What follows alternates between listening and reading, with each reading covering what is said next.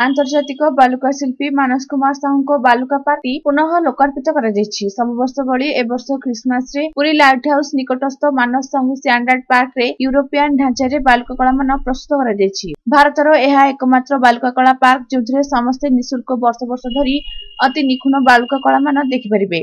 एथिरे विभिन्न थीम को नहीं बालुका कला मान प्रथम बालुका कला रे सुदूर सहर छोट पिला दुईटी टाइम मेसिन द्वारा 2074 रु पुरी बुली आसिचंती श्री जगन्नाथ भव्य मंदिर प्रकल्प को देखिबा पई।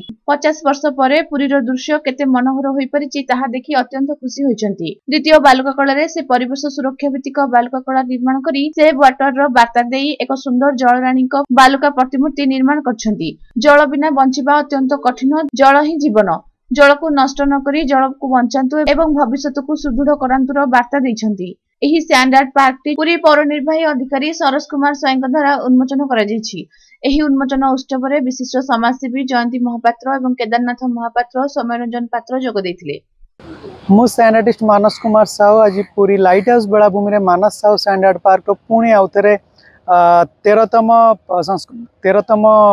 उद्घाटन समारोह आज आरंभ एवं आमर Puri municipality executive officer Saroj Kumar Swain हाथ में सैंड स्कल्पचर पुणी नुआ शैली नुआ ढांचा रे completely European style sand sculpture आम पुरी बेलाभूमि रे आपन देखिया को पाइबे।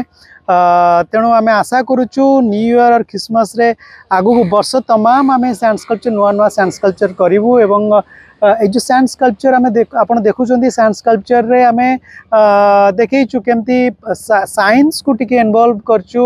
आज एआई जुगरे आम टाइम मशीन रो सैंड स्कल्पचर करिचु। टाइम मशीन रे लोक माने भविष्यत अतीत को आसीचंती एवं 2074 रु 2024 को आछंती एवं पुरी रो पूरा जो कायाकल्प होउची ताकू देखिया पे आसीचंती।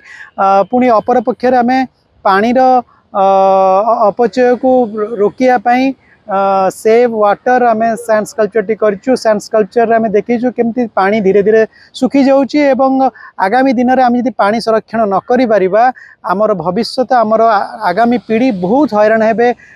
गोटे दिन आम जदि न खाइबा ताले चलिबो किंतु गोटे दिन पानी जदि न पी पारिबा लोकों जीवन चलीजीव।